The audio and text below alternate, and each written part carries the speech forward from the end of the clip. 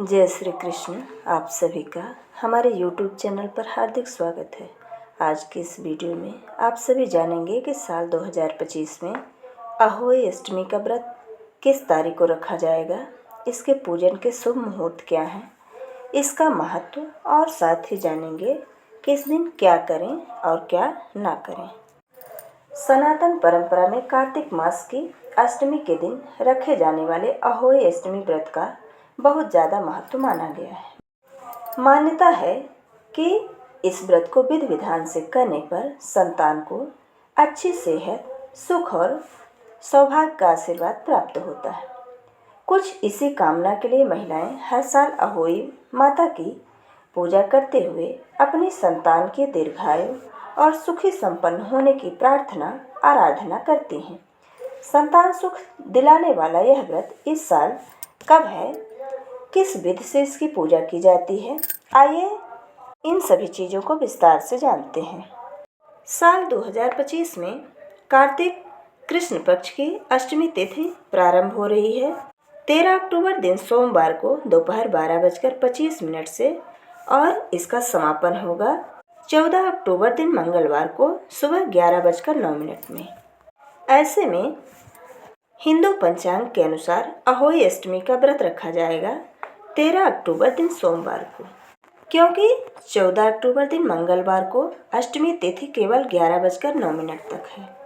ऐसा माना जाता है कि अहोई अष्टमी में तारों को देखकर व्रत का पारण किया जाता है और कहीं कहीं पर चंद्रमा को अर्घ्य देकर भी व्रत को तोड़ने और पारण करने का विधान है। इसलिए यह व्रत 13 अक्टूबर दिन सोमवार को रखा जाएगा। 13 अक्टूबर दिन सोमवार को ब्रह्म मुहूर्त है, सुबह 4:50 से 5:38 तक। इस दिन सूर्योदय होगा सुबह 6:26 पर और सूर्यास्त होगा शाम 5:59 में। इस दिन राहु काल रहेगा सुबह 7:30 से 9 बजे तक, इसलिए राहु काल से पहले सुबह की पूजा कर लें। अब आइए जानते हैं कि अहोई अष्टमी के दिन शाम की पूजा का शुभ मुहूर्त क्या है। तो शाम की पूजा का शुभ मुहूर्त है शाम 6:17 से 7:31 के बीच में। इस दिन पूजा के लिए शुभ मुहूर्त केवल 1 घंटे और 14 मिनट के लिए प्राप्त हो रहा है, तो पूजा के शुभ मुहूर्त के अंदर ही पूजा करने का निश्चय करें। अहोई अष्टमी के दिन ही राधा कुंड में स्नान करने का विधान है, जो कि 13 अक्टूबर को ही किया जाएगा। अब आइए जानते हैं तारों को देखने का शुभ मुहूर्त। तो तारों को देखने का शुभ मुहूर्त है शाम 6:39 पर। तारों को अर्घ्य देने के बाद 6:39 के बाद व्रती महिलाएं अपने व्रत का पारण कर सकती हैं। कुछ महिलाएं जो चंद्रमा को अर्घ्य देकर व्रत का पारण करती हैं, तो चंद्रमा के निकलने का समय है रात 11:40 में। तो चंद्रमा को देखने वाली व्रती महिलाएं 11:40 में चंद्रमा को अर्घ्य देकर अपने व्रत का पारण कर सकते हैं।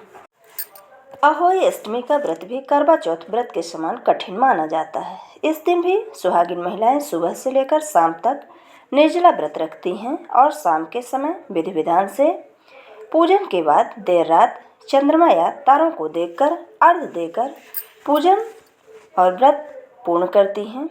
अहोई अष्टमी वाले दिन महिलाएं शाम के समय प्रदोष काल में अहोई माता की पूजा करती हैं। इस पूजा में अहोई माता के चित्र को एक चौकी पर लाल रंग का कपड़ा बिछाकर रखा जाता है।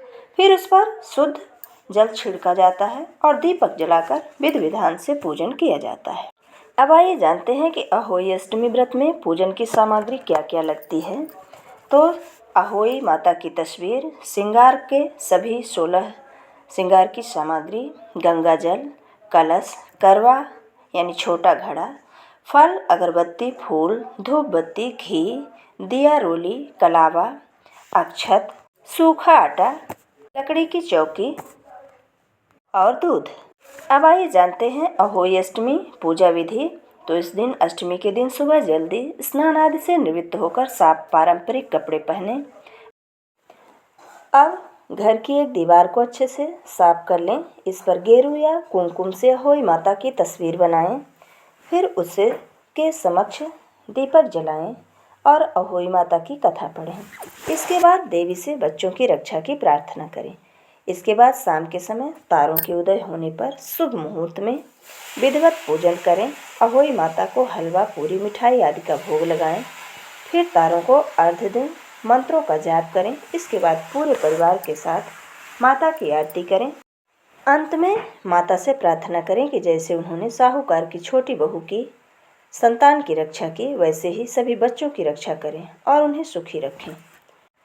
अहोई अष्टमी के मौके पर राधा कुंड में स्नान करने का भी विशेष महत्व है। हर साल अहोई अष्टमी के दिन मथुरा में स्थित राधा कुंड में राधा स्नान की परंपरा है। इसके पीछे कई मान्यताएं हैं। ऐसी मान्यता है कि अहोई अष्टमी के दिन राधा कुंड में स्नान करने से संतान सुख की प्राप्ति होती है। इस मौके पर आधी रात को इस दिन पवित्र कुंड में डुबकी लगाने से राधा कृष्ण का आशीर्वाद प्राप्त होता है और निसंतान दंपतियों को संतान सुख मिलता है। जिनको भी स्नान करने के बाद संतान सुख मिलता है, वो तो राधा रानी को धन्यवाद करने के लिए दोबारा स्नान करने आते हैं। मान्यता है कि इस कुंड में स्नान करने से व्यक्ति अपने पापों से भी मुक्त हो जाता है। ये थी अहोई अष्टमी व्रत की संपूर्ण जानकारी। वीडियो अगर पसंद आए तो लाइक ज़रूर करें और मित्रों के बीच में शेयर करना बिल्कुल ना भूलें। जय श्री कृष्ण। धन्यवाद।